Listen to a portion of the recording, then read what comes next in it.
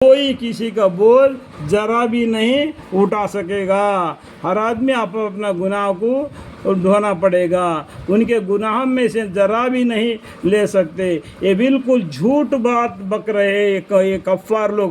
مسلمانوں سے کہتے ہیں کہ قیامت کے دن جو گناہ تمہارا ہوگا تو ہمارے ذمہ لیں گے, ہم اس کو ڈھوئیں گے, تم دنیا میں ہمارے ساتھ رہو. لیکن قیامت کے دن یہ نہیں ہوگا. ہر آدمی اپنے نام اعمال کو لے کے چلے گا.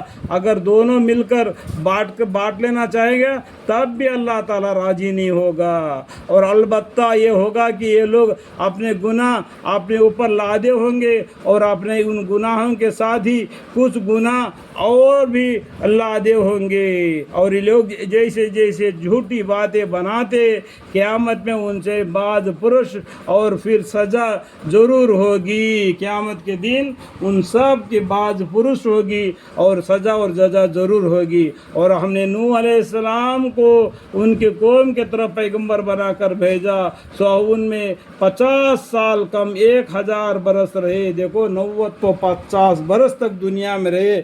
50 سال کی زندگی معمولی زندگی اور پیغمبر کی زندگی 9 سال کی زندگی. 950 برس دنیا میں رہ گئے. نوح علیہ السلام نے لوگوں کو دین کے طرف دعوت دیتے رہے لیکن ان کا ایک کہنا نہیں مانا. اللہ تعالیٰ نے ایمان والوں کو میکھے والے کشتی سے ان کو بچا لیا, باقی لوگوں کو پانی میں غرق کر دیا.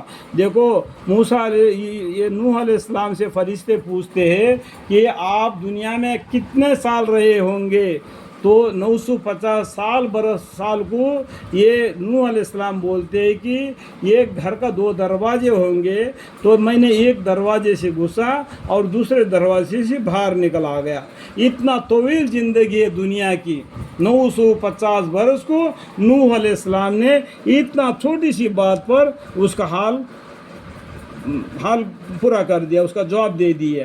انہوں نے 950 برس تک رہے, 1000 برس رہے, یعنی 1000 برس تک رہے. 50 سال کم مطلب 950 سال رہے اور قوم کو سمجھاتے رہے. پھر جب اس پر بھی وہ باز نہ آوے تو ان کو طوفان نے آ دبایا اور بڑے ظالم لوگ تھے.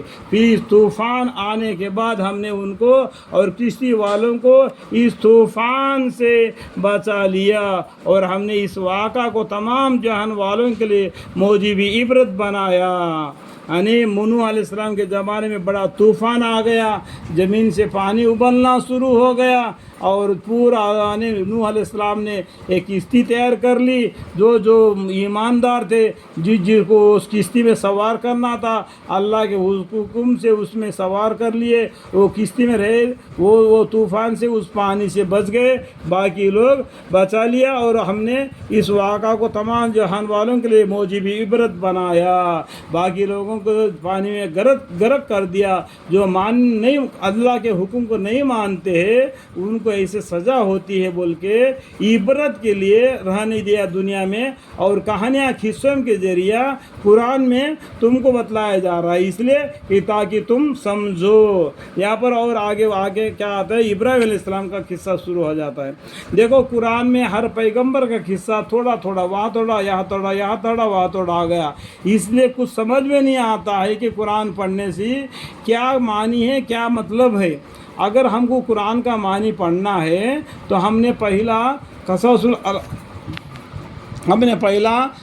الانبیاء کو پڑھنا چاہیے.